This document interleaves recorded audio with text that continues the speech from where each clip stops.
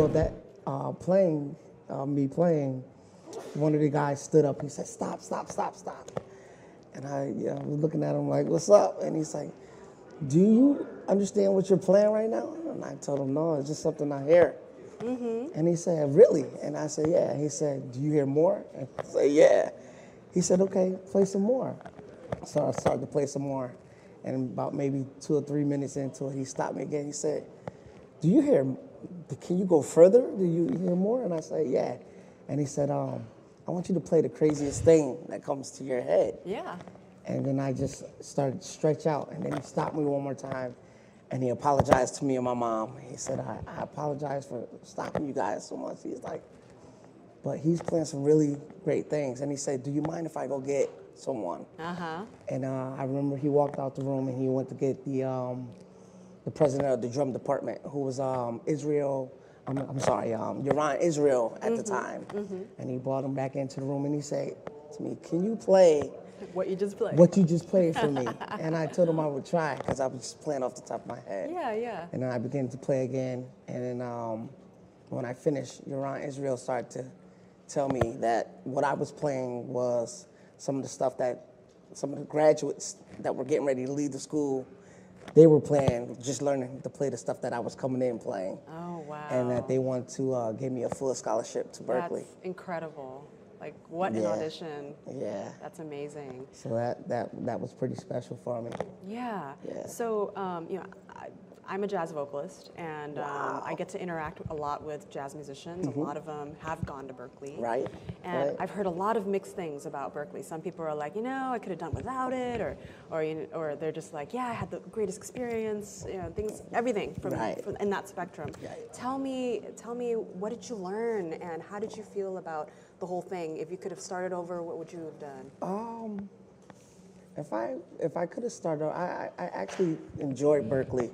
I met a lot of cool people there, and I probably would have got my basic subjects out of the way, English, lit, and all that type of stuff, because you have to actually finish that stuff before you can actually get into the music part of things. And had I known that, I probably went to like a community college first. Yeah. So I could just concentrate on the music aspects of things from Berkeley. I didn't even know that until you told me that there are these prerequisites that you have to learn all these other subjects before you can actually dive into the music at Berkeley. Yeah. So that is such a great pearl. Thanks for sharing that with our audience. Let's see. Do we have any questions? We don't have any questions yet. Kind of people just tuning in and saying, "This is so cool." Cool. This is really rad. And something I wanted to know, if there's that one pearl, that one advice you would give others from what you've learned at Berkeley, what would that be? For those who are in high school. I would definitely say I had a teacher by the name of Rick Constantine who would tell me, if you're ready, you never have to get ready. And pretty much what I thought that meant was to always be prepared for the opportunity. So when it came, that you can seize it. And you will never have to worry about if you were ready for the opportunity. So I use that in my workshops and my clinics a lot too. If you're already ready, you'll never have to get ready. Yeah. So pretty much just when an opportunity comes, you're ready to seize it. And that's actually how I got into the industry. Yeah. So it was funny that I heard that from my professor, and not too much longer after I started Berkeley. Yeah. Did I end up leaving? I was there for a year, and then I happened to go home. My second year, go home for a winter break. Yeah. Where I received a phone call from my mentor, Big Mike Clemens, who's also a big drummer in the industry. And he was actually rehearsing for Usher at the time, the 8701 tour. Yep. And he called and he said, "Get to New York now. There's an audition I need you to go to." And I sent me this information on my two-way, and I'm on the train, and I'm trying to get information from him, but he's literally in a rehearsal with Usher. Yeah, yeah. And I get to this audition. SIR Studios in New York, and the line is literally wrapped around the building. Got it. And this guy comes up to me, he hands me this form. He tells me to fill it out. There's not much I can fill out, you know, because it's asking questions like, what artists have you toured with? What albums have you played on? You know, certain things like that. But it was one thing it asked me, did I have any schooling? And I put down Berkeley College of Music, and when I tell you, I was literally the last guy in line. Yep, you were literally the last guy in line. There was maybe one guy behind me. And I handed in this sheet, and I just thought to myself, I'm never going to get in to this place to audition. Got it. And then a few seconds later, this guy comes back out, and he's waving the form. Yeah. I'm looking for Will Parker. And I'm at the back of the line. Me. That's me. And he brings me into the room, and I find out then that I'm auditioning for Faith Evans, who was the wife of Biggie Smalls. Oh, yeah. And the music director at the time was Kern Brantley, big time music director. Yeah. Worked with Mary J. Blige, Destiny Child, recently Lady Gaga. Yeah. He was the guy that was the music director at the time. And he started to conduct the auditions. And he told us, he said, I'm going to play a couple of songs, and then I want you guys to play back what you heard. Yeah. So, you know, I grew up playing to CDs and, you know, records all my life, so nothing that I wasn't used to. Yeah. So they played the first couple of songs, and I told them, I got it, I'm ready. And they were like, you sure? And I was like, yeah, I got it. You know, And then let's go. you just, done. And I started to play. I went through maybe like 2 songs, and then he said to me, we heard you can really play. And he said, we want to like hear you open up. And same thing.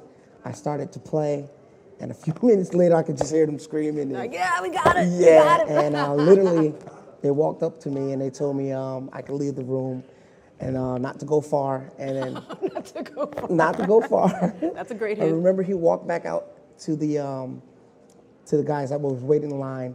He took maybe 2 more guys, and he went back out and said, we found who we were looking for. Awesome. That's an awesome story, Willie. Yeah. We have a question in the audience. Well, actually, we have a question on caffeine. Oh, yeah. So, but it's kind of went away at this point. But the question is, Bam Bam, what is your favorite type of music?